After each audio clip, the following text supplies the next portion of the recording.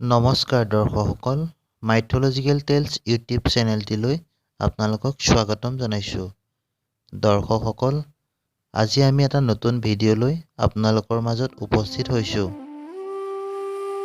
মহালক্ষ্মীৰ ৮টা ৰূপ আছে। এই ৰূপকেইটা বাৰু কি কি?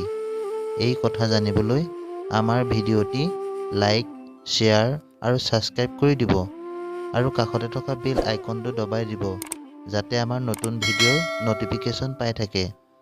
আহকচোন দৰ্শকসকল, ভিডিঅ'টিৰ মাজলৈ যাওঁ। ধন সম্পত্তি ভগৱান নহয়, কিন্তু আজিকালি পৰিৱেশত এইটো কথা সঁচাকৈও হয়। আজিৰ দিনৰ সকলো সমস্যাৰ সমাধান ধন সম্পত্তিয়ে হয়। টকাৰ অভাৱত ব্যক্তি এজন নিজৰ মান সন্মানৰ পৰা বঞ্চিত হৈ থাকিবলগীয়া হয়। মানুহৰ এই সমস্যাৰ সমাধান ধনৰ দেৱী মহালক্ষ্মীহে কৰিব পাৰে। কিন্তু ধনৰ দেৱী মহালক্ষ্মী চঞ্চল, যি একেখিনি ঠাইত বেছিকৈ ৰৈ থাকিব নোৱাৰে। সেই ধনক স্থায়ী হিচাপে ৰাখিবলৈ লক্ষ্মী দেৱীৰ পূজা কৰিব লাগে আৰু মন্ত্ৰ উচ্চাৰণ কৰিব লাগে। কিন্তু এটা কথা মনত ৰাখিব, লক্ষ্মী পূজা কোনেও গম নোপোৱাকৈ গোপনভাৱে কৰিব লাগে। শাস্ত্ৰত লিখা আছে যে সমুদ্ৰ মন্থনৰ আগতে সকলো দেৱতাৰ ধনৰ অভাৱ হৈ গৈছিল। সমুদ্ৰ মন্থনত যেতিয়া দেৱী লক্ষ্মী প্ৰকট হৈছিল, তেতিয়া দেৱৰাজ ইন্দ্ৰই মহালক্ষ্মীক স্তুতি কৰিছিল। এই কথাত সন্তুষ্ট হৈ মহালক্ষ্মীয়ে ইন্দ্ৰক বৰদান দিলে আৰু ক'লে, তুমি কোৱা 12টা আখৰৰ মন্ত্ৰ যদি কোনো ব্যক্তিয়ে প্ৰতিদিনে 3 সন্ধ্যাত ভক্তিপূৰ্ণভাৱে উচ্চাৰণ কৰিব পাৰে, তেওঁ কুবেৰ সদৃশ ঐশ্বৰ্যশালী হ'ব। শাস্ত্ৰত বৰ্ণনা কৰিছে যে মহালক্ষ্মীৰ 8টা ৰূপ আছে। লক্ষ্মীৰ এই 8টা ৰূপ জীৱনৰ আধাৰশিলা হয়। এই 8টা স্বৰূপত লক্ষ্মী দেৱী জীৱনৰ বেলেগ বেলেগ কৰ্মৰ লগত জড়িত। লক্ষ্মী দেৱীৰ এই 8টা ৰূপৰ সাধনা কৰিলে মানুহৰ জীৱনত সফল হয়।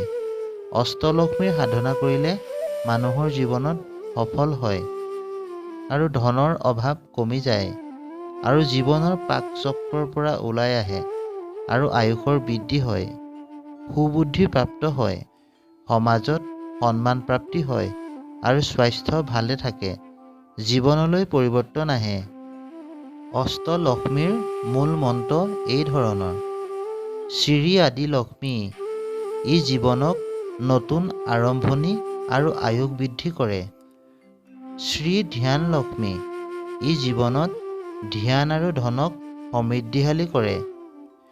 শ্ৰী ধৈৰ্য লক্ষ্মী, ই জীৱনত অন্ধবিশ্বাস আৰু ধৈৰ্যৰ সমৃদ্ধিশালী কৰে। শ্ৰী গজলক্ষ্মী, ই জীৱনত স্বাস্থ্য আৰু বলৰ সমৃদ্ধিশালী কৰে। শ্ৰী সন্তান লক্ষ্মী, ই জীৱনত পৰিয়াল আৰু সন্তানক সমৃদ্ধিশালী কৰে। শ্ৰী বিজয়া লক্ষ্মী, জীৱনৰ জয় আৰু বিশ্বাসক সমৃদ্ধিশালী কৰে।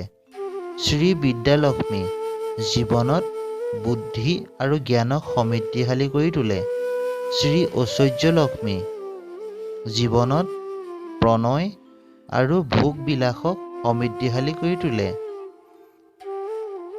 দৰ্শকসকল, আজি ভিডিঅ'টি ইয়াতে অন্ত পৰিল। চাই কেনে পালে আমাক কমেণ্ট কৰিব। আগলৈ এনেকুৱা ভিডিঅ' পাবৰ বাবে আমাৰ সৈতে জড়িত হৈ থাকক। ধন্যবাদ।